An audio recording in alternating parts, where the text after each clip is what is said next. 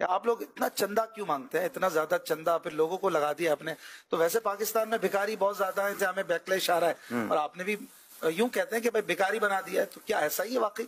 دیکھیں دعوت اسلامی میں کتنے لوگ چندہ کرتے ہیں، اگر آپ غور کریں دعوت اسلامی تو ملینز لوگوں کی تحریک ہے الحمدللہ. اور دعوت اسلامی کے اگر 40,000 امپلائیز ہیں تو سارے چندہ نہیں کرتے.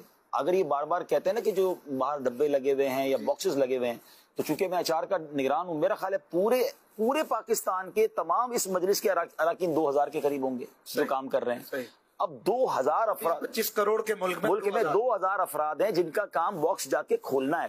باکس لگائیں گے تو کھولنے والا بھی تو کوئی چاہیے نا. اچھا اگر اس کو پازیٹیولی لیں تو وہ 2,000 لوگ کون ہیں؟ وہ بھی غریب لوگ ہیں، ان کو جاب مل گئی ہے، ان کو جاب مل گئی، وہ جاب کر رہے ہیں. اب دعوت ان کو ٹارگٹ ہوتا ہے باکس نہیں بھرے گا تو آپ کو سیلری نہیں ملے گی. ان کا باکس بھرنے سے کوئی تعلق نہیں، ان کو باکس کھولنے سے تعلق ہے. وہ پر باکس جتنا کھولے 10 روپے نکلے یا 1000، ہاں ان کا اتنا ہی، لاکھ روپے پہ زیادہ نہیں ملے گا، کم پہ کم نہیں ملے گا. ان کی ٹائمنگ ہے، کچھ لوگ ٹائم کے اجیر ہیں، کچھ لوگ کام کے اجیر ہیں. ٹھیک ہے نا. اب دعوت اسلامی کی اگر 40,000 امپلائیز ہیں، اس میں سے 2,000 لوگ وہ ہیں جن کا یہ کام ہے، تو باقی 38,000 تو دین کی خدمت کر رہے ہیں نا. میجورٹی تو اس کی کیلکولیشن تو کریں. آؤٹ آف 40,000 2,000 بنتے کتنے ہیں؟ 5%.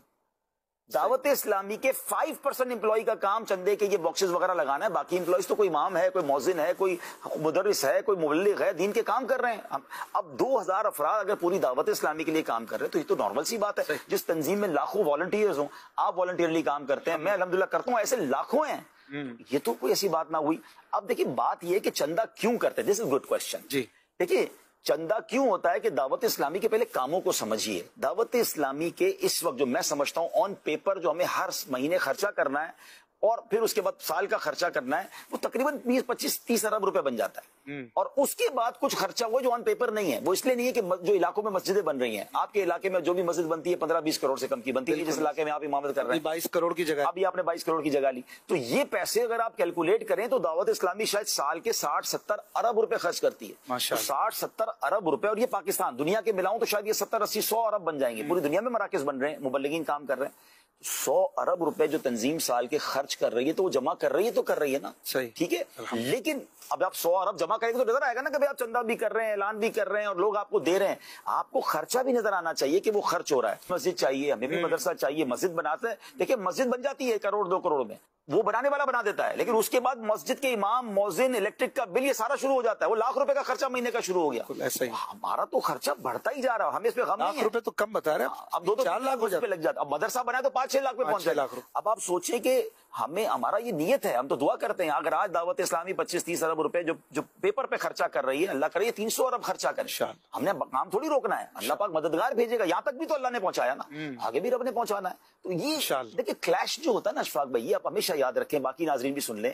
جب آپ کام کرتے ہیں نا بھائی، کاروباری لوگوں سے پوچھیں، جب آپ کی کام میں ترقی ہوتی ہے، آپ کی فیکٹری میں مال بکنا شروع ہو جاتا ہے، تو کیا ساری مارکیٹ آپ کو اچھا کہہ رہی ہوتی ہے؟ حاسدین سامنے آ جاتے ہیں، کاپیز بننا شروع ہو جاتی ہیں، نقل آنا شروع ہو جاتی ہے. تو آپ جب اتنا بڑا دین کا کام کر رہے ہیں تو بیکلیش آئے گا، کچھ لوگوں کو پرابلم ہوگی، کچھ کے مفادات کو ٹھیس پہنچے گی. آپ یا رسول اللہ کہیں گے تو کسی کو ایشو ہوگا، آپ ہر صحابی نبی جنتی کہیں گے تو کسی کے مفاد پہ ضرب پڑے گی. آپ نبی پاک کی ختم نبوت پر بات کریں گے تو اس لابی کو پرابلم ہوگا. یہ تو جتنا کام بڑھے گا پرابلم آئے گا. دل بڑا رکھنا ہے اور کام کیے جانا ہے. ماشاء اللہ. صاحب یہ مگر یہاں پر یہ سوال میں ایڈ کرنا چاہوں گا کہ کیا جو آپ کے امپلائیز ہیں، ہمارے امپلائیز ہیں، ان کو ٹارگٹ دیا جاتا ہے کہ آپ نے اگر چندہ نہیں کیا تو آپ کی کارکردگی پر یا آپ کے جو بھی جاب اسکیل ہے، سیلری اسکیل ہے، اس پہ کوئی فرق پڑتا ہے، یا ایک ترغیب کے طور پر ہوتا ہے کہ آپ سب بھی کوشش کریں، جیسے والنٹیئرز کر رہے ہیں آپ بھی کریں؟ دیکھیں ٹارگٹ تو دیے جاتے ہیں کہ آپ اتنا کریں، لیکن کوئی نہیں کرتا تو اس کی تنخواہ نہیں کاٹی جاتی، اس پر اس کو فارغ نہیں کیا جاتا. فورس ایسا کچھ بھی نہیں ہے. ایسا اگر ہے مثال تو سامنے آ جائے. دیکھیں 40,000 امپلائیز ہیں، ان 40,000 امپلائیز کی ہو سکتا ہے کہ 3,000 سپروائزر ہوں. ان سپروائزر میں کوئی ایک بندہ ہو سکتا ہے جو تربیت اس کی درست نہ ہوئی ہو، اس نے کوئی ایسا جملہ کہہ دیا ہو. تو آپ کبھی بھی 1-2% کے اوپر فیصلہ نہیں کر سکتے پوری آرگنائزیشن کا. آپ کے پاس ہزاروں، آپ کی مسجدوں میں امام دعوت اسلامی کے لگے ہوئے، ان سے پوچھ لیں کہ کب ان کو یہ کہا گیا کہ بھائی آپ نماز چھوڑیں، آپ چندہ کریں، چندہ نہیں کریں گے تو جاب سے نکال دیں گے. ہمارے ہزاروں امپلائیز ایسے جو سال میں 1 روپیہ جمع نہیں کرتے، اور وہ چل رہے ہیں کیونکہ ان کا کام چندہ جمع کر رہا نہیں ہے نا. ان کو امامت کے لیے رکھا ہے، ان کو تلاوت کے لیے رکھا ہے، ان کو بچوں کو پڑھانے کے لیے رکھا ہے. وہ اپنا وہ کام پورا کر رہے ہیں. تو ہم کون ہوتے ہیں اس کو نکالنے کی؟ شرعن اجازت نہیں ہے ہمیں اس بات کی. بڑی اچھی وضاحت ہو گیا.